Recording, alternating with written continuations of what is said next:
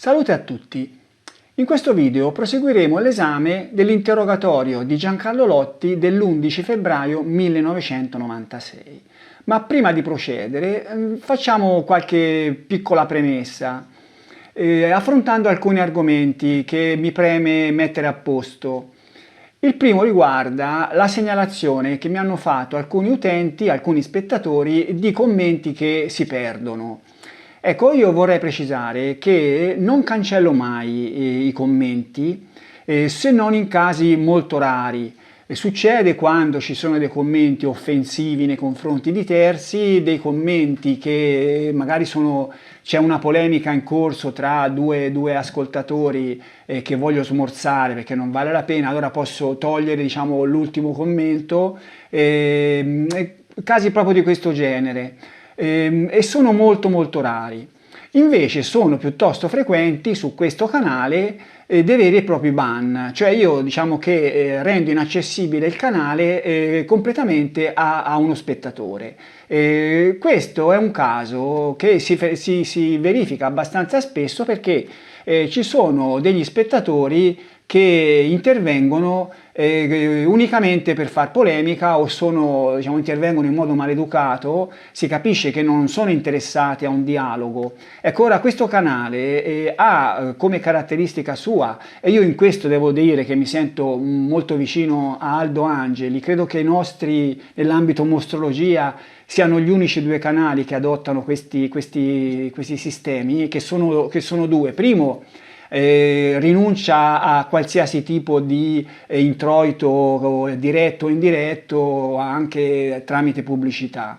Secondo, un dialogo diretto con gli spettatori, cioè come fa lui, anch'io a ogni intervento, a meno che ci siano quegli interventi che non ne abbisognano, do le mie risposte, faccio le mie osservazioni, rispondo a chi mi chiede le cose. Ecco, questo è un lavoro abbastanza pesante, devo dire la verità, no? Mi porta via un bel po' di tempo e un bel po' di risorse. È chiaro che quando mi trovo di fronte a degli spettatori che vogliono far polemica, che non hanno nessun interesse a un dibattito, a un contraddittorio, ma intervengono così, molti intervengono proprio per dar fastidio, si capisce? E io li banno, cioè non ci penso due volte. All'inizio avevo qualche piccola remora, poi ho imparato che è inutile star lì a cincischiare, ci sono certi personaggi che vanno bannati e basta, senza pensarci due volte. Faccio un esempio, l'ultimo, io ultimamente ne ho bannati due, vi faccio l'esempio del penultimo, l'ultimo sarebbe un po' più lungo, questo è molto semplice e succede, casi del genere succedono. Questo era intervenuto a questo modo, sul video dove parlavo del motorino. L'uomo che seguiva Barbara Locci in motorino sarebbe stato Lotti? Ma di che stiamo parlando? Francesco Vinci, al processo Mele, dichiara di averlo visto più volte e sicuramente non era Giancarlo Lotti. Questo è più o meno l'intervento, no? Poi credo che ci fosse qualche altra cosa, ma quando io banno poi rimane soltanto un pezzettino e io non so, adesso non mi ricordo se aveva aggiunto qualche altra cosa, ma credo di no, più o meno era questo. Al che io ho risposto: mi indichi la fonte documentale della sua affermazione, dopodiché ne discutiamo. E questo cosa risponde? Mi ha scambiato per la sua segretaria? Si procuri gli atti del processo Mele 1970. Uno come Lotti, sardi e siciliani se lo sarebbero mangiato a colazione. Allora, che risposta è questa? Io perché gli ho chiesto di indicarmi la fonte? Perché io so che questa storia di questo tizio che avrebbe visto Francesco Vinci compiere degli atti su Barbara Locci viene identificato con lo stesso tizio che avrebbe seguito la Locci con il motorino, ma non è vero niente. Da dove nasce questa leggenda? Nasce dal libro di Filastò, e purtroppo il libro di Filastò, Storia delle merende infami, è fonte di numerosi elementi che poi creano confusione. Allora leggiamo dal suo libro. Siamo ancora nel marzo del 1970. Il sardo Francesco di Villasanto, cioè Francesco Vinci, sta deponendo in qualità di testimone al dibattimento del processo di corte d'assise contro Stefano Mele. A un certo punto se ne esce con un dettaglio, a prima vista del tutto estraneo al contesto di quello che sta raccontando. Sta parlando cioè dei suoi rapporti con la Locci e dice che negli ultimi mesi si erano allentati. A domanda della difesa di Mele dice di non aver mai seguito la Locci quando era in compagnia di altri uomini, ma aggiunge di averla per caso incontrata una volta alle Cascine di Lastra a Signa in compagnia di un individuo che stava compiendo su di lei certi atti. Ecco qua, c'è questo trafiletto, ma Filastò inserisce in una nota anche le parole che risultano dal verbale di dibattimento pronunciate da Francesco Vinci, che è un verbale diciamo molto molto primordiale. Comunque si legge questo. A domanda della difesa risponde: mai ho avuto occasione di seguire la Locci quando costei era in compagnia di altri uomini. Mi trovai solo per caso a passare dalle Cascine di Lastra a Signa quando si è verificato l'episodio che ho riferito, non si sa quando l'ha riferito, forse in un verbale, circa gli atti compiuti sulla Barbara da un individuo che io conoscevo con il nome di Francesco. Allora, Francesco Vinci avrebbe visto qualcuno compiere degli atti sulla Locci per caso, stava passando per caso, qualcuno che lui conosceva e che si chiamava Francesco, degli atti, non so che atti, forse l'avrà baciata, l'avrà tastata, chi lo sa. Ecco, allora, quali sono le conclusioni di Filastò? Teniamo conto che in questa parte del libro Filastò sta cercando di delineare una figura di mostro che avrebbe ucciso anche a Signa e cerca di mettere assieme tutti gli elementi di questo personaggio che traspare da vari particolari, l'ultimo uomo che era entrato al cinema per esempio, quello che vide Natalino quando era fuori, e vediamo un po', lui mette assieme 3 particolari che sono questi. Chi era l'uomo che secondo Barranca minacciava la Locci? Cioè Barranca aveva detto che la Locci si era rifiutata di appartarsi con lui dicendogli ci potrebbero sparare mentre siamo in macchina. Chi era l'uomo che alle Cascine di Lastra a Signa, secondo Francesco Vinci, faceva certi atti contro la stessa donna? Questo personaggio sconosciuto, e secondo lui questi due sarebbero la stessa persona, indicato dalla stessa Barbara, sia pure post mortem e attraverso le parole di Barranca, abitava o lavorava stabilmente a Signa o all'Astra a Signa, come afferma la relazione del eccetera eccetera. Cioè questo uomo che, secondo le parole di Barranca, avrebbe seguito la Locci col motorino. Però è chiaro, no, che questa è una supposizione di Filastò, cioè Filastò suppone che questo personaggio che Francesco Vinci avrebbe visto mentre compiva degli atti su Barbara Locci sarebbe lo stesso che seguiva la donna col motorino, sarebbe lo stesso che l'avrebbe minacciata di morte. Invece questo non è detto, è un'ipotesi che fa Filastò, per cui questo tizio che dice si procuri gli atti del processo Mele 70, cioè io diciamo chiedendogli la fonte documentale mi aspettavo poi di fare queste osservazioni e di fargli capire che questa sua affermazione derivava da una supposizione di Filastò, come se ne possono fare tante altre, no? E questo invece ha reagito così. Cosa ho fatto io? Cosa potevo fare? Potevo continuare il discorso e stare lì a perderci tempo? L'ho bannato e basta. Ecco, questo è un esempio. Parliamo di un altro argomento. Il motorino, ecco, facciamo ancora un piccolo appunto su questa storia del motorino che Giancarlo Lotti nel 68 non avrebbe avuto, perché in dibattimento nel momento in cui raccontava di quando era andato a Calenzano a prendere la carne per l'amico Vanni, lui disse una frase: non avevo mezzi di nulla. Ecco, sembrerebbe che non avevo mezzi di nulla vuol dire che non aveva neanche un motorino, infatti era andato con il bus. Io avevo anche fatto osservare che poi, questo era un discorso con il PM, in un discorso con un avvocato di parte civile, sempre riguardo a questo viaggio a Calenzano a prendere la carne per Vanni, aveva detto Giancarlo Lotti di non essere nemmeno pratico della zona, aver preso la sita perché non era pratico della zona, per cui avevo osservato il fatto che non è detto che non avevo mezzi di nulla potesse significare non avevo il motorino, perché un viaggio di 45 km con il motorino non è una cosa, diciamo, simpatica, no? Poi bisogna vedere che stagione era. Ma uno spettatore mi ha fatto un'osservazione, si chiama Marbe. Non avevo mezzi di nulla, era già una primordiale via di salvezza. Questo è il vero punto, non tanto la sita o quant'altro, anche perché nella domanda non c'era insita necessità di dimostrare come ci fosse arrivato. E questa è un'osservazione intelligente, cioè dice questo spettatore.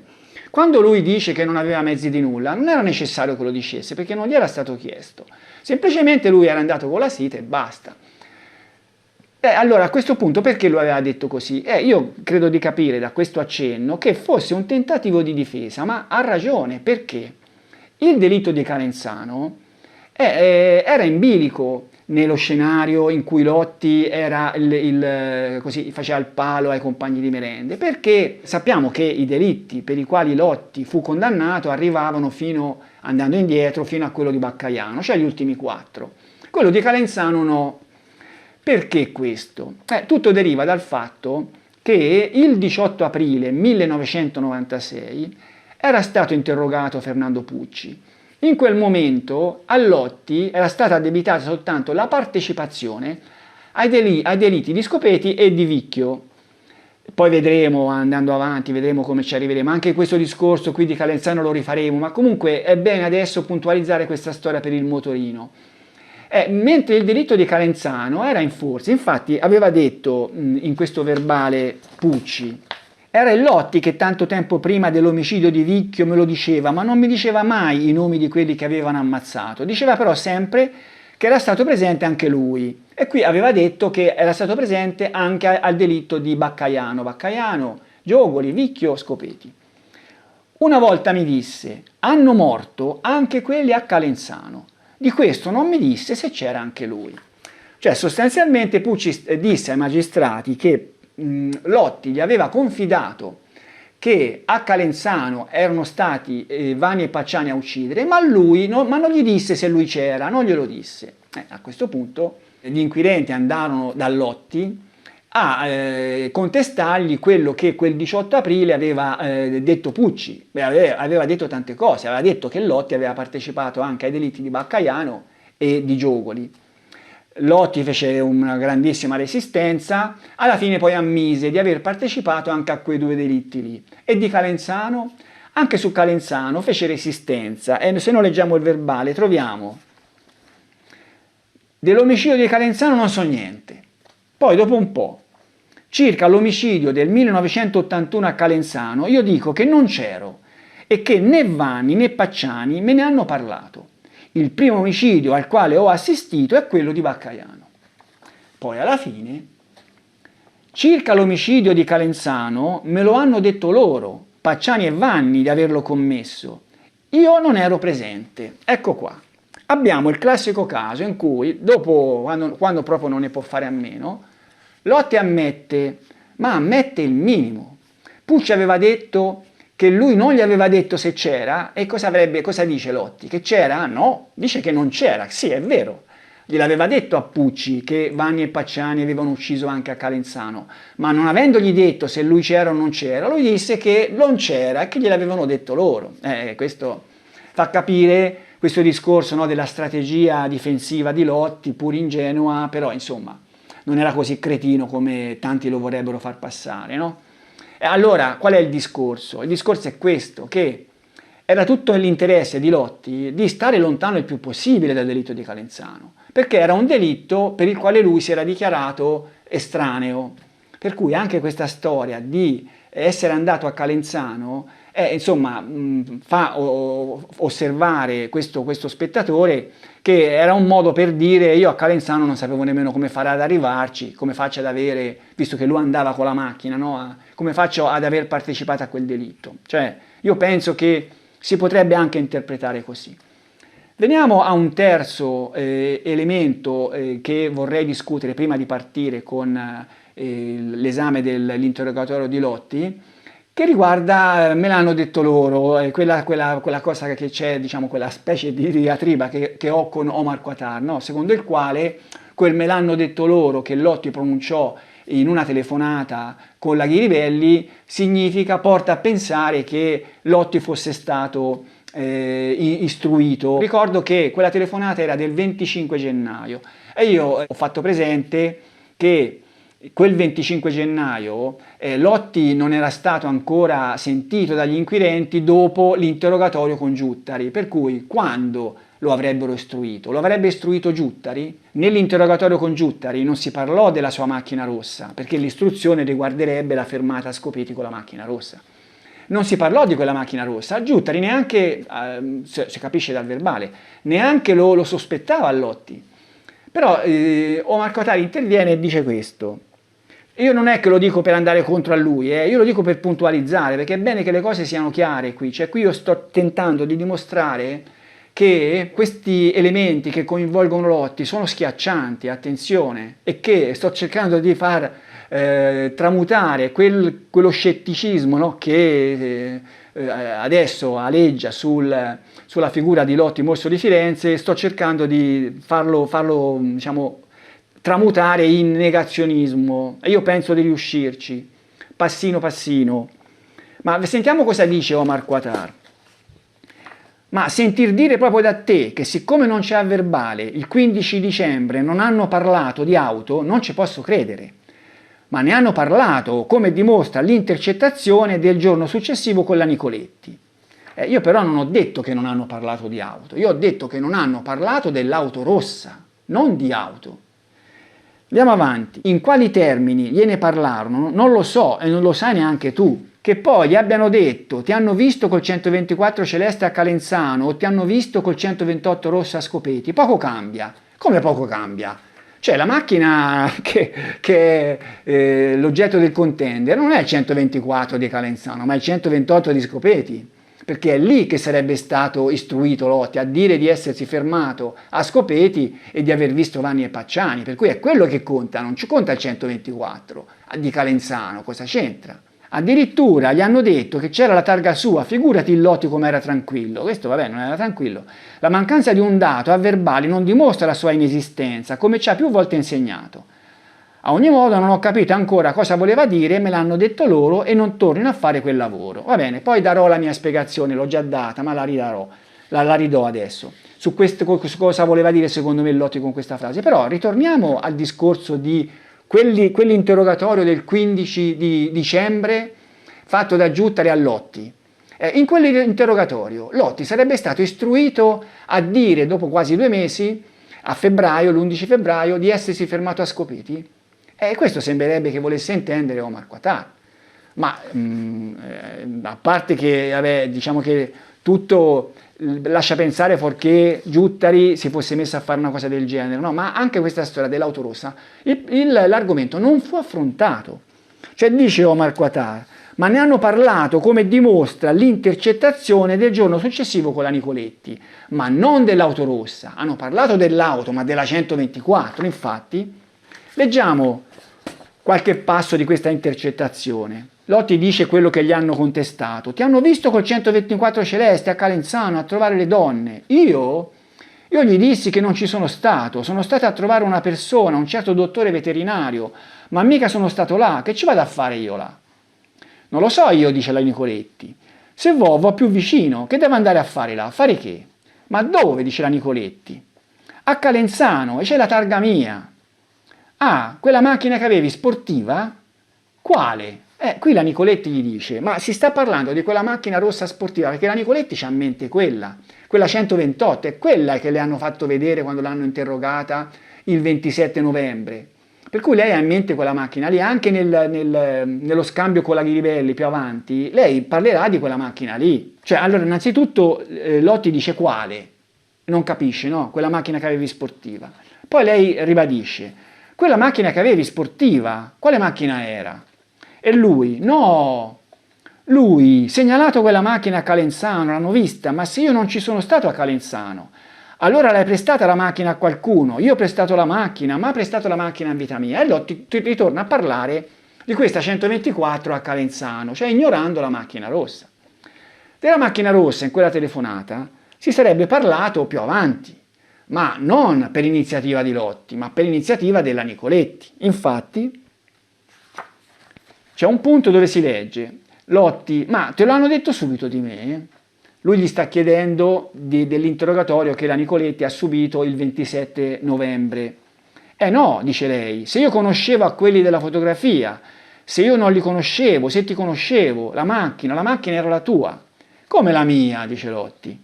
La macchina che hanno loro, hanno una foto della macchina. E Lotti, ma che macchina è?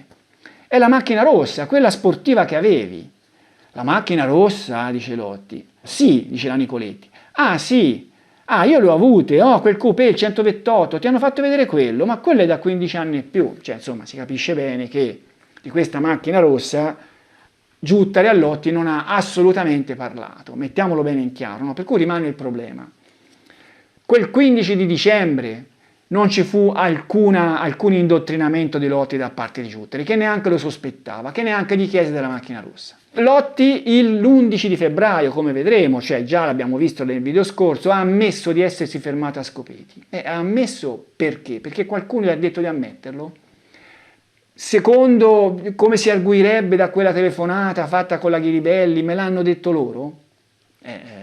Mi sembra che voler sostenere una cosa del genere è arrampicarsi veramente sugli specchi. Io penso che uno studioso come Omar Quatar dovrebbe avere degli argomenti migliori di questo, no? Io mi aspetto che abbia degli argomenti migliori. Io l'ho già detto, no? Questo me l'hanno detto loro, che Lotti dice alla Ghiribelli. Io penso, se si può trovare una spiegazione, perché non è detto, magari è una frase che nell'orgasmo di Lotti, che si era sentito in quel momento accerchiato, può aver detto una frase che poteva anche avere poco senso, o il senso che sapeva lui. Però se quella frase poteva avere un senso, io credo che avesse questo.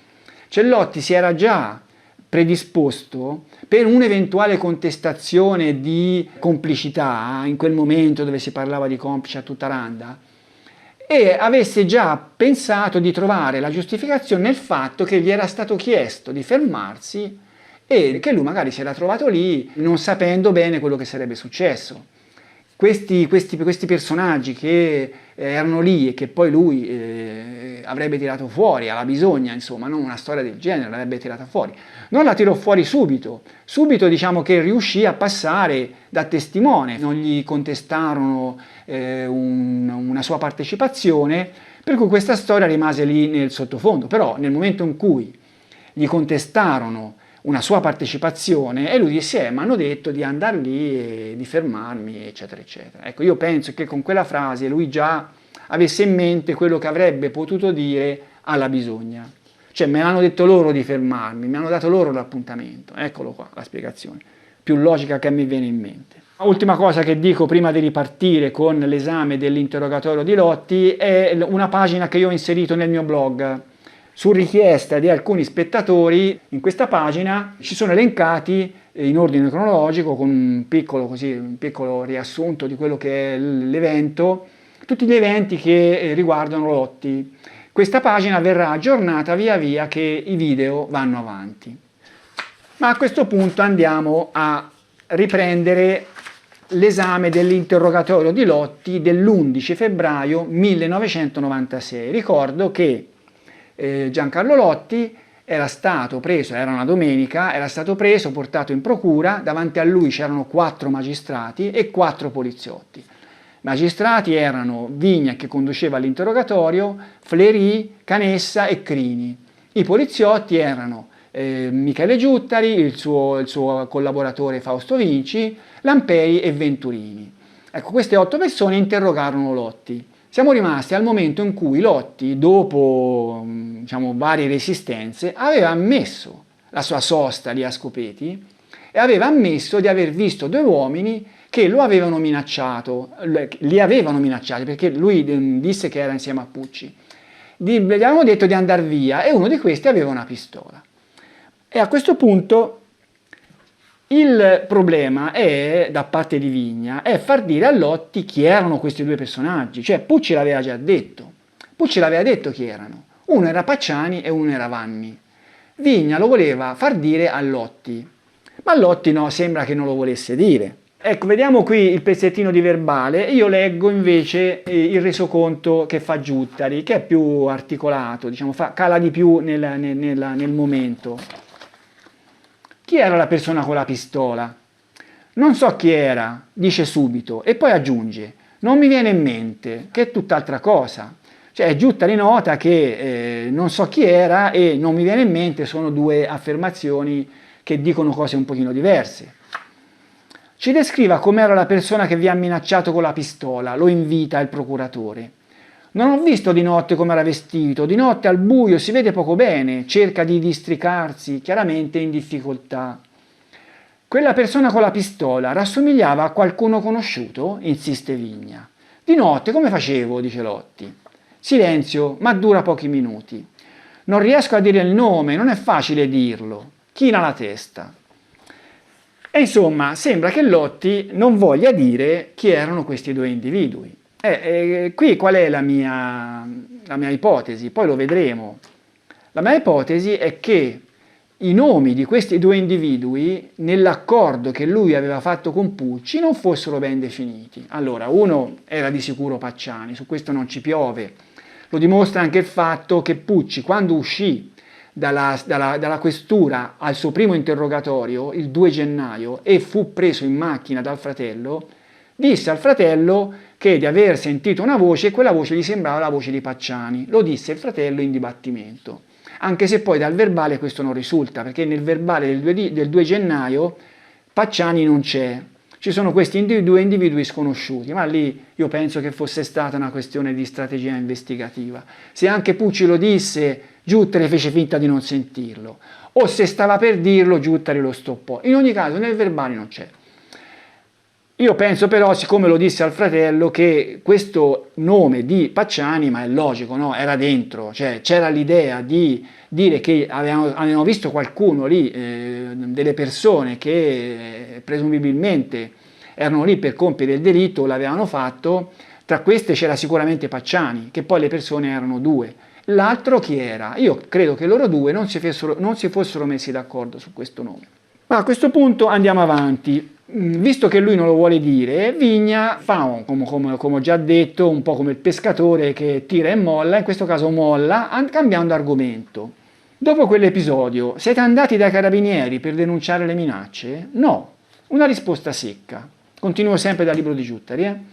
Fernando ha raccontato che lui voleva andare dai carabinieri, incalza il procuratore, che ha ormai capito che per tirargli fuori le parole occorre fargli precise contestazioni. E qui però questa storia che gli devono fare precise contestazioni per tirargli fuori le parole e anche poi suggerirgliele queste parole, no? Bisogna stare un po' attenti. In effetti c'è il sospetto che in questa giornata si sia fatto qualcosa di questo tipo, che forse non era il caso di fare. Poi lo vedremo meglio. Non ci siamo andati, dice Lotti, perché non mi pareva una cosa tanto bella. La risposta mi fa tornare alla mente le parole di Fernando. Mi disse che non voleva passare per spione. E chi lo sa, si saranno messi d'accordo anche su questo fatto, no? Si saranno detti, ma se ci chiedono perché non abbiamo denunciato, cosa diciamo? Diciamo che non volevamo fare la spia. Per cui già probabilmente a questo punto forse il fatto che uno dei due era Pacciani già l'avevano detto tra di loro, non lo so. Si spieghi meglio Lotti. Aspetta, poi dice, è stata una cosa di paura. Ma allora qui arriviamo a un punto di estrema importanza, cioè un punto che potrebbe da solo, secondo me, trasformare lo scettico in negazionista.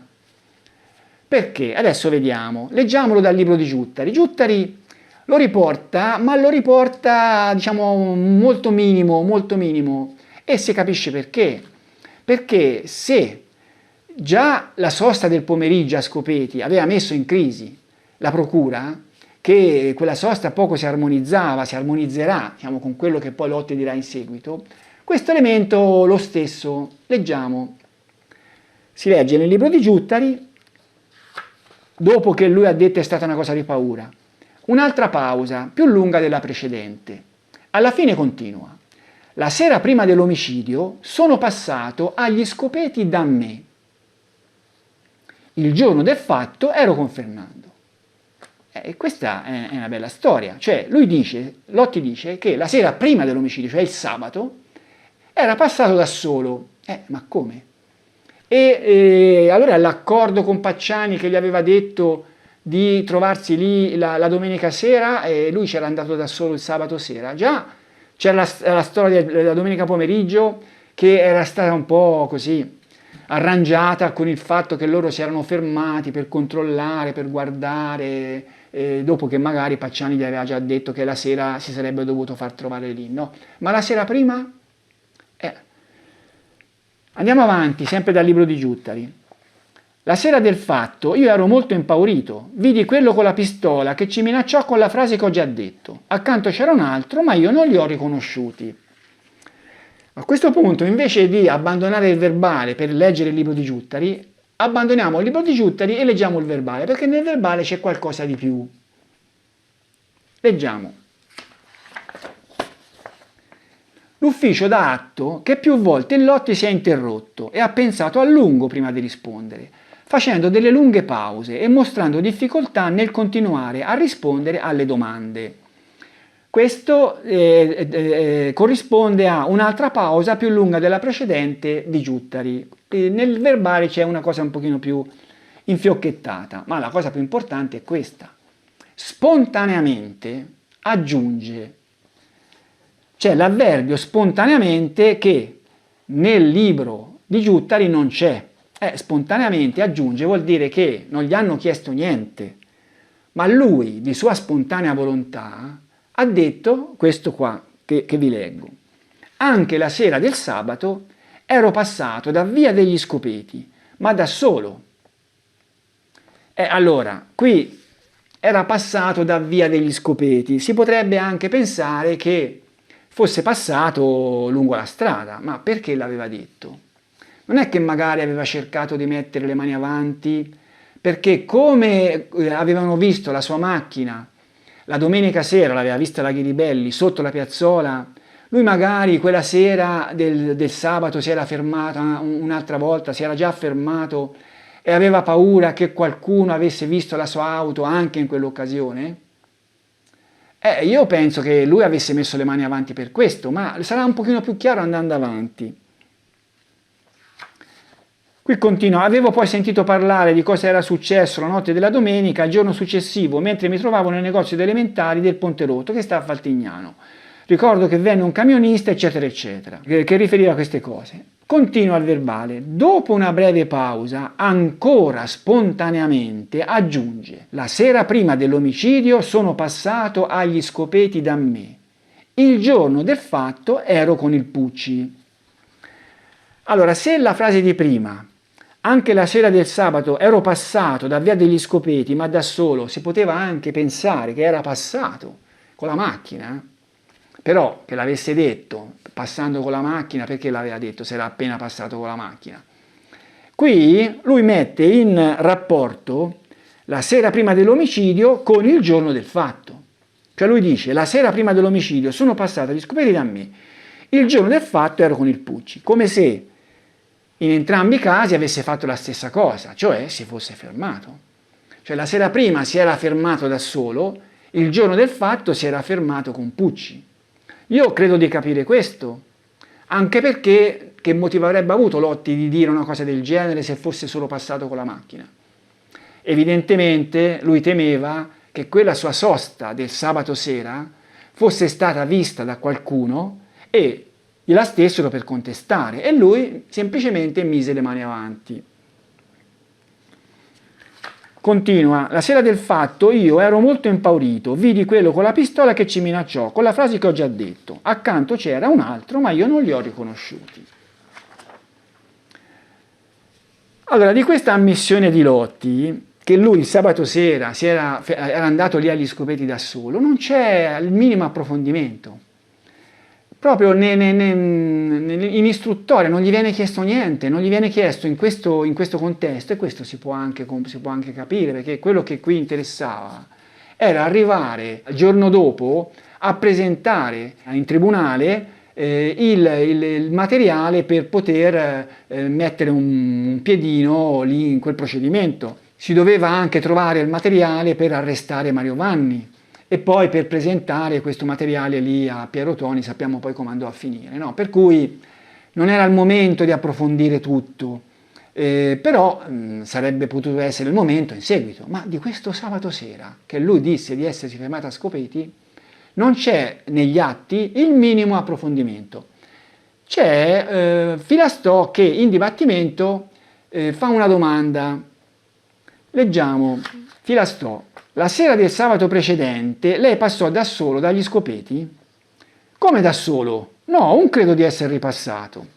Cos'è successo qui? Qui sono è passato un anno e più, Lotti, quella sua frase, mi sono fermato lì il sabato sera, non è stata più tirata in ballo, no? Per cui Lotti, diciamo, l'ha messa da parte.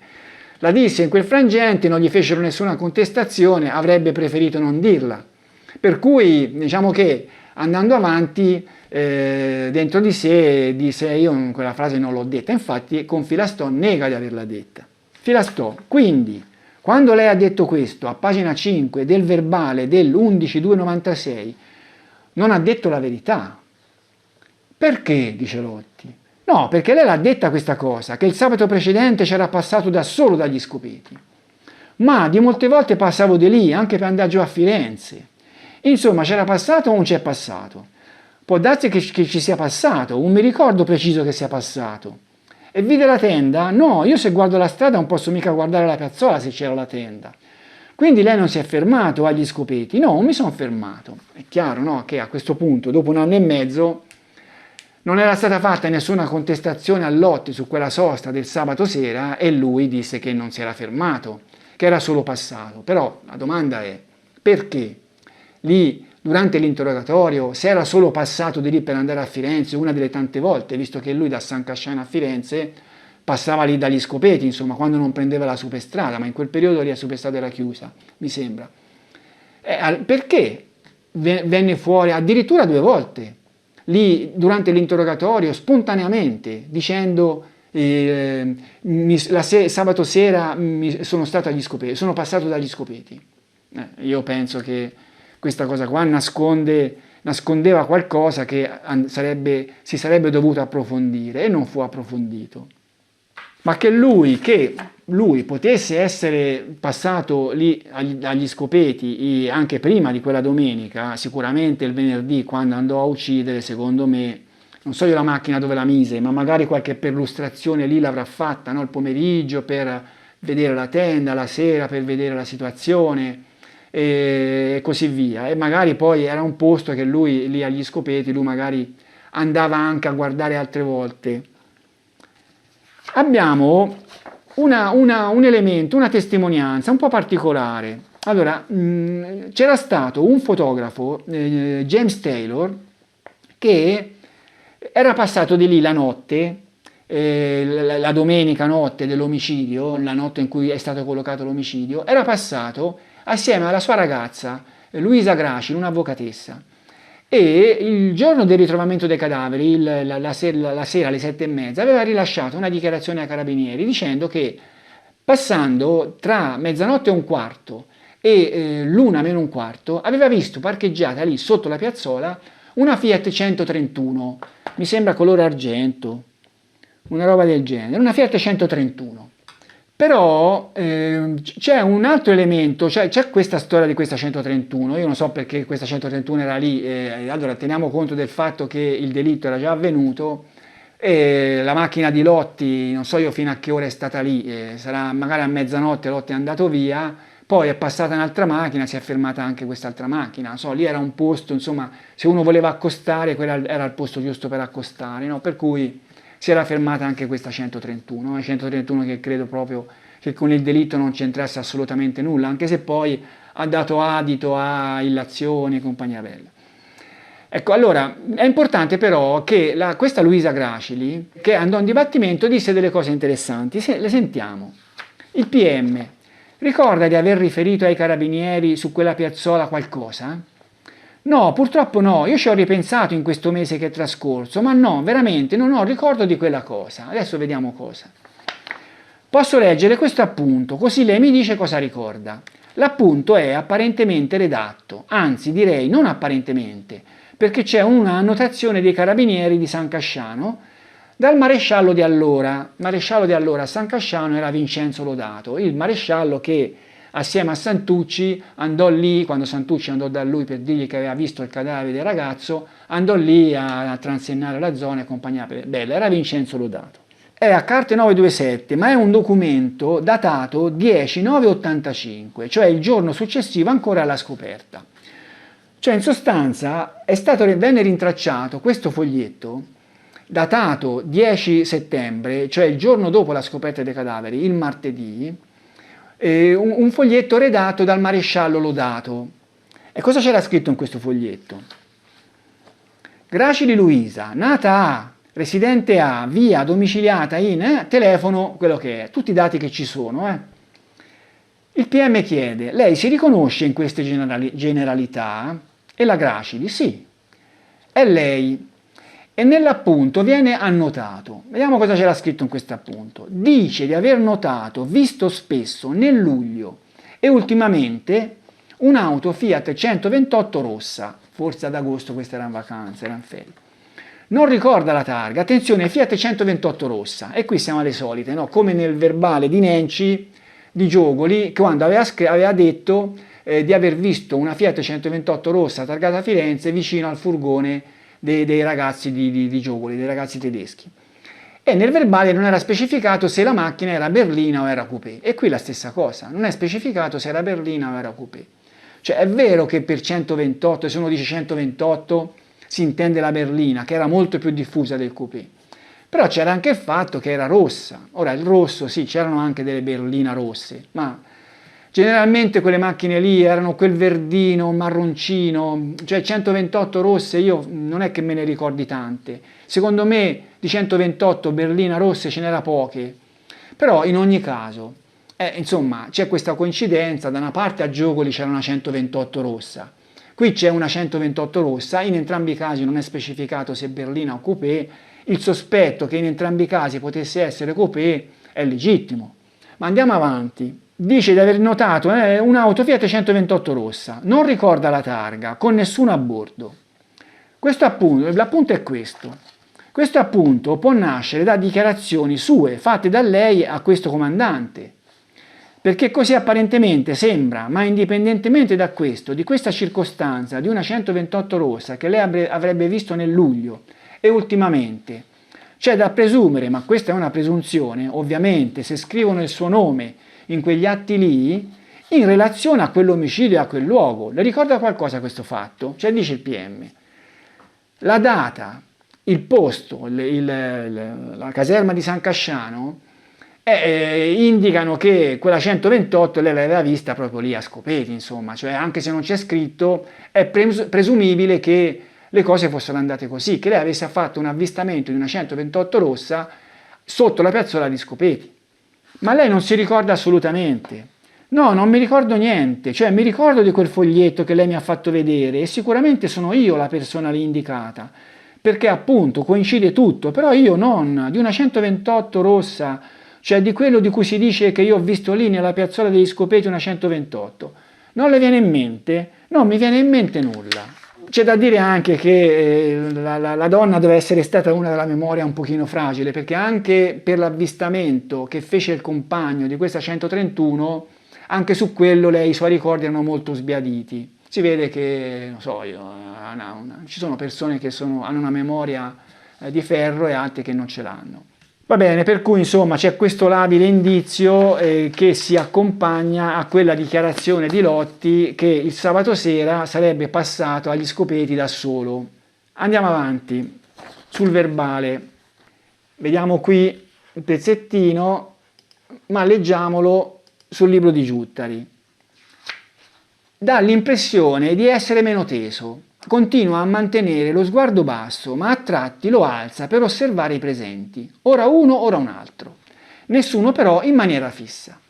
Fernando ha dichiarato di averli riconosciuti, gli contesta il procuratore. Insomma, Vigna sta tentando di farsi dire questi nomi. Io non mi ricordo chi disse che erano, non mi viene in mente chi disse, non me lo ricordo. Risponde subito, con il tono di voce deciso di chi vuole essere convincente. Fernando le ha detto se tra le persone riconosciute c'era Salvatore, il mago di San Casciano? No, lui non c'entra. E Giuttari nota. Anche questo con ogni probabilità gli sfugge. Dire che Salvatore non c'entra è come ammettere che c'entrano altri e che quasi certamente lui sa chi. Sì, è evidente, no? Lui dice no, Salvatore non c'entra, allora vuol dire che c'è qualcun altro. C'è un altro lungo silenzio nel corso del quale tutti noi tiriamo le nostre conclusioni, erano 8, scambiandoci sguardi soddisfatti. Lui invece ha ripreso a guardarsi le ginocchia. Poi alza di nuovo gli occhi e rompe il silenzio, a cui probabilmente non resiste. Ero impaurito, tanto allegro non ero, dopo 10 anni non ricordo bene le cose. E aggiunge subito una domanda. Che nome le ha fatto Fernando? Cioè, alla fine Lotti, che non voleva dire questi nomi, no? Ma perché non li voleva dire? Non li voleva dire perché non sapeva bene quello che Fernando aveva detto. E vuol dire che loro non si erano accordati su questi nomi, non si erano accordati in modo preciso. Comunque finiamo il trafiletto. Che nomi le ha fatto Fernando rivolto a Vigna e Vigna risponde: è lei Lotti che ci deve dire nomi, non faccia il furbo. Ma allora questi nomi con Pucci non erano stati concordati con precisione. Sicuramente c'era Pacciani, ma l'altro non era stato definito, probabilmente era stato così, avevano detto ma sarà uno sconosciuto che non abbiamo capito chi era. Io credo che allora, nel momento in cui loro due si erano messi d'accordo, che era fine dicembre, il nome di Vanni non era ancora uscito. Sì, è vero, c'era stata la sua deposizione in tribunale, c'era stato il discorso, siamo stati a fare delle merende, insomma, io non so se ci sono stati degli articoli in cui Vanni è emerso come possibile complice. Io penso di no. In ogni caso, magari Lotti poteva anche essere, che ne so, frenato dal proporre questo nome a Pucci, da accordarsi su questo nome, dalla sua amicizia con Vanni. Cioè, in fin dei conti, tutta l'estate precedente l'avevano trascorsa assieme, Vanni gli aveva pagato le cene, eccetera, eccetera. Erano anni che erano amici, insomma. È chiaro, no, che poi, come poi si vedrà in seguito, alla bisogna Lotti non avrebbe avuto nessuna remora ad accusare Vanni, però così, non avendo le idee molto chiare su chi potevano essere questi due, non mise subito lì il nome di Vanni. A dire il vero il nome di Vanni però era uscito da qualche giorno, in virtù del secondo interrogatorio di Pucci che lo aveva fatto. Pucci aveva fatto il nome. Noi vediamo in questa serie di articoli sulla Nazione, mostro spunta al primo complice, questo è del 26 gennaio. Clamoroso colpo di scena alla vigilia del processo di appello contro Pacciani, indagato l'ex postino di San Casciano per i 16 delitti del kill delle coppiette. Ecco, questo qua in virtù del fatto che Pucci lo aveva detto, che lui c'era. Andiamo avanti, ce ne sono altri. Quando il mostro uccideva c'era anche Vanni, l'ex postino era sospettato, eccetera, eccetera. Per cui, quando Lotti arrivò qui all'11 febbraio, il nome di Vanni c'era. Però quello di cui Lotti non poteva essere sicuro, se Pucci quel nome l'aveva fatto, perché loro non si erano messi d'accordo su Vanni, evidentemente, no? Comunque andiamo avanti, però leggiamo il verbale, che è più interessante del libro di Giuttari in questo caso. Invitato a descrivere la posizione delle due persone e la posizione delle stesse rispetto alla tenda e all'auto, dichiara: erano accanto l'una all'altra, distanti 1 metro circa tra loro. Quello con la pistola era a destra, l'altro a sinistra. Dato atto che viene invitato a riferire a quale distanza i due si trovassero rispetto a esso Lotti e al Pucci, indica la finestra dell'ufficio, che dista 2 metri, 2 metri e mezzo da dove il Lotti si trova. Invitato ancora a descrivere ciò che ha visto e a dichiarare dove l'uomo con la pistola e l'altro si siano diretti dopo averli minacciati, dichiara: verso la tenda, e noi siamo andati via, ho sentito un paio di botti, siamo andati via perché abbiamo sentito i botti. Questo l'aveva detto anche Pucci al fratello quel 2 gennaio, dal verbale di Giuttari non risulta, ma l'aveva detto al fratello, che poi in dibattimento lo raccontò. Per cui su questi spari si erano messi d'accordo i due, evidentemente. Quando siamo andati via, siamo partiti subito, ho messo in moto la macchina. Ho sentito 2 botti, non abbiamo sentito urlare, siamo partiti subito. Invitato a dire se i due erano entrambi uomini, dichiara: erano 2 uomini. attenzione, invitato a descrivere l'altezza dei due, dice: quello che aveva la pistola, mi pare, era più alto. Su per giù erano della stessa corporatura. E qui si capisce che questa coppia non era stata concordata, Vanni e Pacciani, perché Pacciani teneva la pistola e l'aveva detto Pucci che teneva la pistola, per cui i due si erano accordati sul fatto che Pacciani tenesse la pistola e l'altro tenesse il coltello. Ma l'altro avrebbe dovuto essere più alto di quello che teneva la pistola, perché Vanni era più alto se i due erano Vanni e Pacciani. Invece no, qui Lotti dice che era più basso, per cui si capisce che l'accordo non era su Vanni e Pacciani. Lotti sapeva benissimo che Vanni era più alto di Pacciani, era amico da anni. Ah, tra l'altro qui vabbè, insomma, è normale, no? che Giuttari nel suo libro cerca sempre di tirare un po' l'acqua al suo mulino, e lui non lo dice quale dei due era più alto, lo dice semplicemente nel libro uno era più alto dell'altro, perché dicendo che quello che aveva la pistola era più alto si sarebbe contraddetto. Io credo che la figura di Vanni fosse nata dall'interazione di Pucci con gli inquirenti. Andando a ascoltare la deposizione di Pucci ci si rende conto di com'era il personaggio, cioè lui gli dicevano qualcosa, gli dicevano ma lei ha detto questo, lei era qui, era là, e lui magari diceva di no e poi dopo ammetteva.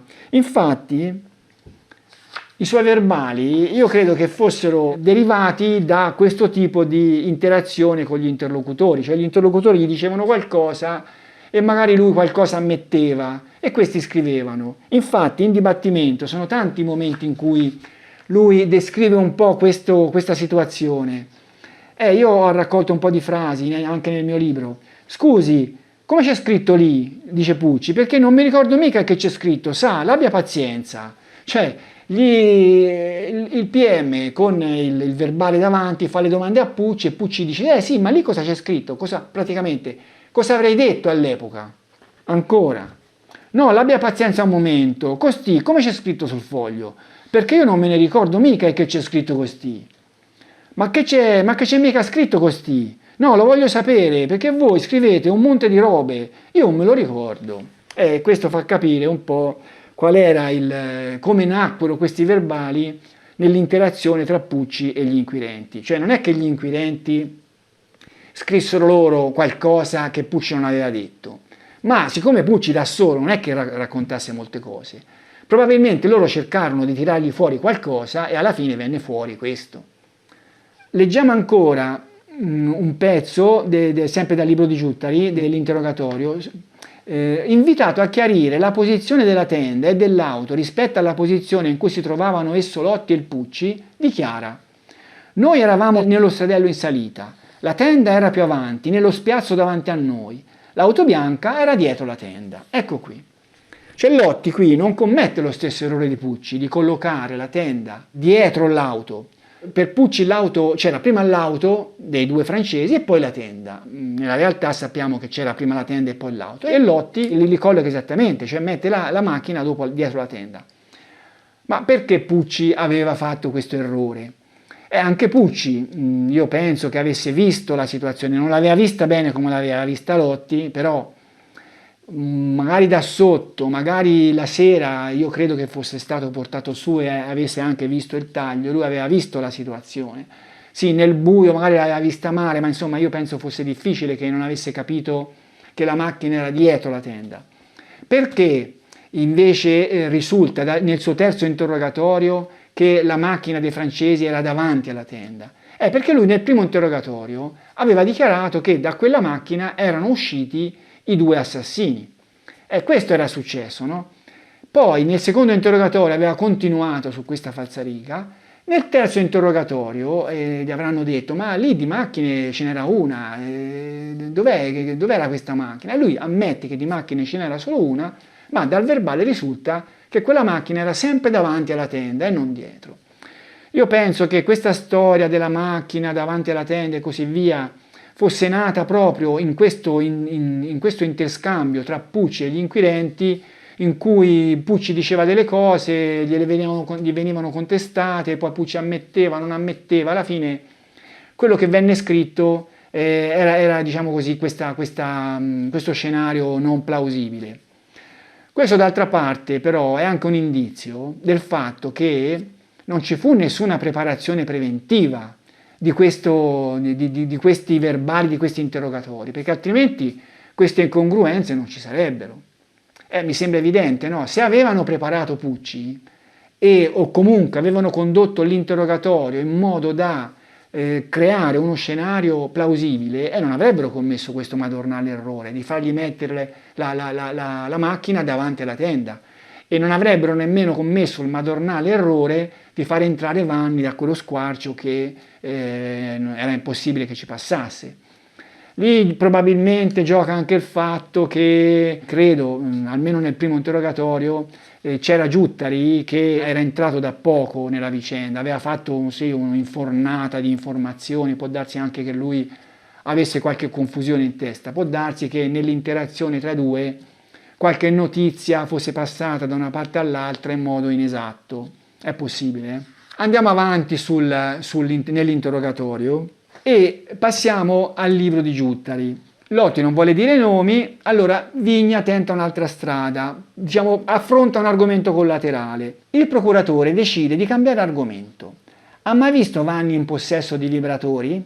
Solleva lo sguardo e risponde subito: li ho visti, me ne ha fatti vedere 2. E qui parla di vibratori, ecco, vediamo qui il pezzettino di verbale, lasciamo perdere.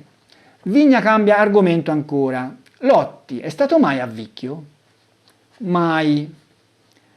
Ha mai fatto all'amore con Filippa in auto? Mai. Era lei a venire a casa mia, oppure ero io a andare a casa sua? E qui ricordiamoci che il giorno prima, finalmente, dopo una certa resistenza, la Nicoletti aveva ammesso di essersi appartata in macchina con Lotti proprio sulla piazzola di Vicchio. Aveva raccontato di essere andata anche a rinfrescarsi al fiume e di aver parcheggiato la macchina esattamente come la parcheggiavano i ragazzi che poi furono uccisi.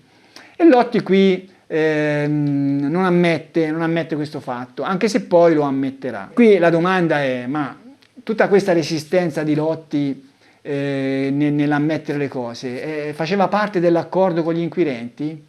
Cioè gli avevano detto loro di fare questa commedia?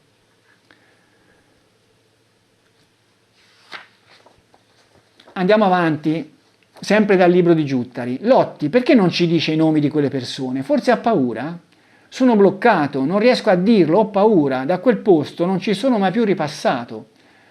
E qui Giuttari dice: tornano alla mente le parole di Fernando, io rimasi sconvolto e tutte le volte che mi è capitato di passare per quella strada mi è tornata la paura. Lotti addirittura non c'è più passato, punto esclamativo. E qui però bisogna fare un'osservazione, fatemela fare. Ma come? Giuttari sembra credere che i due si fossero fermati e si fossero lasciati prendere dalla paura per le minacce di questi, ma sa benissimo Giuttari che le cose, sempre secondo la versione poi futura di Lotti, erano andate in modo totalmente diverso, cioè questi non li avevano affatto minacciati, loro erano andati lì da accordi, per cui non si capisce questo fatto che Giuttari dà credito alla loro paura da dove venga. Ma a questo punto il procuratore gli mostra il fascicolo fotografico del delitto del 1985 con le foto dei 2 cadaveri. Dà uno sguardo veloce alla prima immagine e lamenta: non posso dire altro, non ce la faccio. Nella stanza cade di nuovo il silenzio, un silenzio che nessuno sembra voler spezzare questa volta.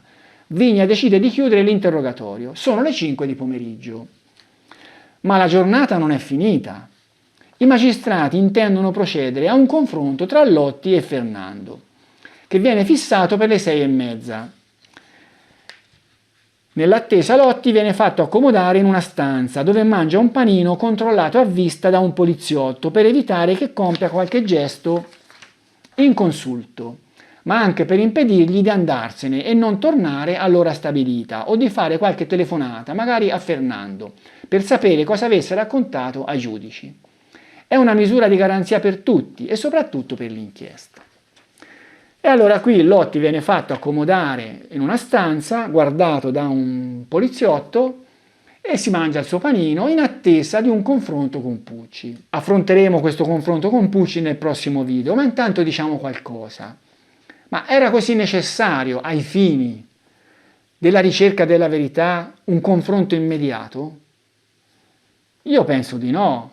Penso che avrebbero dovuto sondare Lotti ancora, cercare di fargli dire quello che riuscivano a fargli dire, magari mettendolo in cella, lasciandocelo per un po'. Ce l'hanno fatto tante volte, potevano farlo anche questa volta qui, no? È chiaro che Lotti stava raccontando delle balle, per cui il fatto di addebitargli qualche possibile reato non è che non stesse né in cielo né in terra, lo potevano fare, potevano mettergli paura e indurre Lotti magari a raccontare qualche altra cosa, a raccontare un pochino di più, si capisce che stava mentendo.